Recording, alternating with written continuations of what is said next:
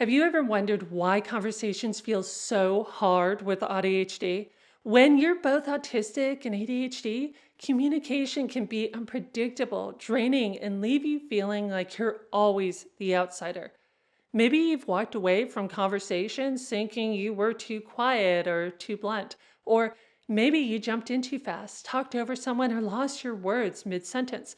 The reality is that for many of us, socializing isn't just awkward now and then, it feels like a lifelong barrier to real connection. So today we're going to explore why conversations feel so difficult with AuDHD, how those experiences create trauma, and what we can do to advocate for ourselves in the moment.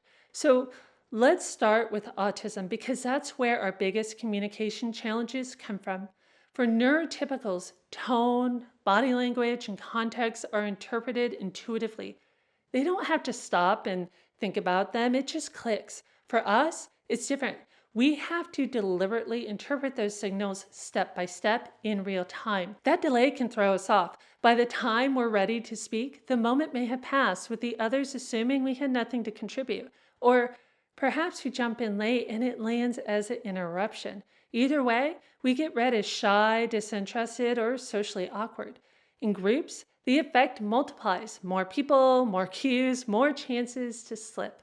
Over time, many of us hold back because it feels safer than getting it wrong. Conversations are easier when topics are familiar. The mental load is lighter, the words come faster, and for once we feel fluent, almost like everyone else. This can be exhilarating, but it can quickly turn into info dumping if we miss the cues that the other person is no longer interested. And then there's small talk, which is perhaps the clearest sign of how priorities diverge. For neurotypicals, the actual words don't matter much. They use small talk as a low-stakes test to determine whether you are worth getting to know better. They're watching tone, body language, and energy to gauge compatibility. For autistic people, this framework rarely works because we are prioritizing information and may not intuitively mirror body language. As a result, this test usually fails. This makes small talk not only feel trivial, but pointless. Some of us might continue to go through the motions to be polite, while others disengage completely. Either way, we often end up labeled as timid, awkward, or uninterested. Now let's look at ADHD, which has 3 different presentations. With inattentive ADHD, the biggest challenge is working memory. You're listening, but forget what was just said before you can respond. Or you might ask others to repeat themselves because your thoughts slipped away. With hyperactive impulsive ADHD, thoughts show up with urgency. If you don't say them right away, they're gone. So you interrupt or talk over people, even when you don't mean to. Your thoughts often race faster than your mouth can organize them, so what comes out can feel rushed, fragmented, or veer into tangents that don't fully connect. Oversharing is common too because the thought-to-speech process has almost no filter. With combined ADHD, both challenges occur side by side. Now, when both autism and ADHD are present, communication can feel incredibly unpredictable. One moment we're slow and thoughtful with our words, the next we're talking over someone.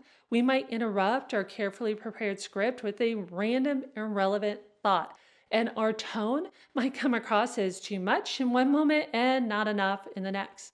From the outside, people don't see the complexity underneath. They just see flaws, and over time, those misunderstandings compound, leading to exhaustion, self-doubt, and trauma. Both ADHD and autism play a role in creating trauma, but in different ways. With ADHD, the challenges usually come from regulations such as attention, memory, and impulse control. That can lead to painful consequences, such as being scolded for interrupting, mocked for zoning out, or rejected for oversharing. Over time, those experiences create rejection sensitivity that many ADHDers carry for life. But here's the thing. ADHD on its own usually doesn't affect how you understand others. Most ADHDers can still read tone, body language, and nuance. The struggle is staying regulated enough to be able to respond in an appropriate way. Autism is different. It doesn't just have difficulty. It changes how communication itself is processed, such as reading subtext, picking up on nonverbal cues, and staying in sync. It could feel like speaking a different language. This feeling, this phenomenon, is what the double empathy problem describes. Studies show that autistic to autistic conversations are just as effective as neurotypical to neurotypical ones. Each group understands its own members just fine. The breakdown only occurs when the two groups mix because we're using different frameworks. So the takeaway here is that autistic communication is not disordered. We're simply the minority in a world where neurotypical communication is treated as the default. When there is a misunderstanding, both parties are equally to blame, but unfortunately, again, because we are the minority, the blame almost exclusively falls on us. Here's an example that highlights why the neurotypical approach to autistic communication is so problematic. Think about American and British English. Technically, it's the same language, but differences in accent, slang, idioms, and cultural framing all shape how conversations flow. Neither side is wrong, but imagine if one side demanded the other drop their accent, stop using their slang, and strip away the cultural references that frame their conversations. That kind of erasure would be both impossible and deeply alienating. Now imagine that if when they refused to engage or simply couldn't conform, they were treated as defective and shut out of participation. That's the reality for many autistic people.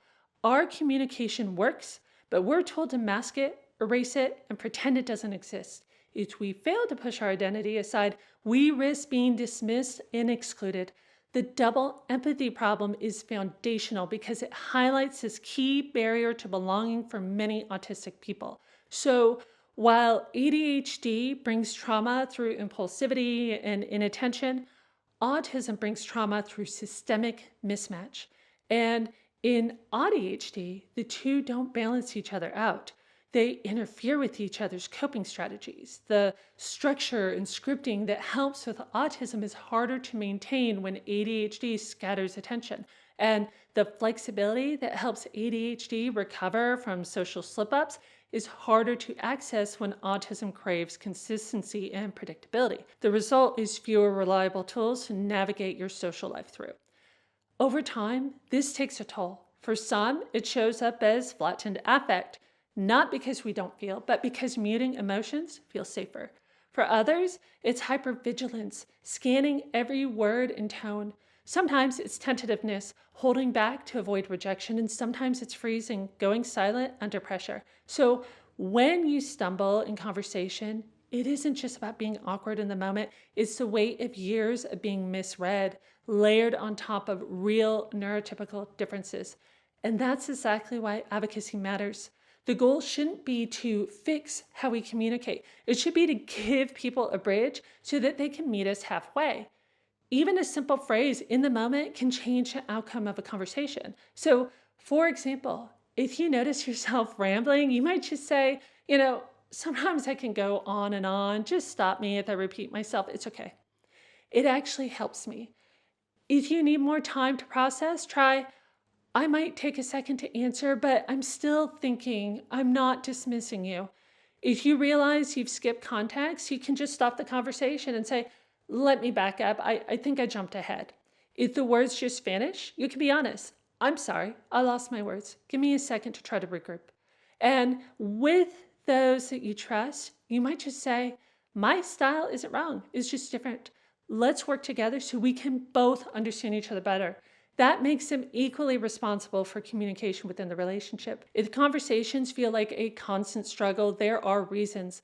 Autistic processing, ADHD dynamics, and trauma all shape how words move through us. For many of us, that's led to years of feeling broken when really, we're not. We're AuDHD. Your way of being in the world is valid and worth honoring. That's why I started AuDHD to create a space where adults like us can connect without masking or having to explain ourselves. This community only works because of the people in it, and that's you. If you'd like to help building those connections beyond YouTube, I've created a Patreon where you can join for free. It's where I host live streams and share resources just for members. You'll find the link down below in the description. Thank you so much for joining me today. I will see you next time.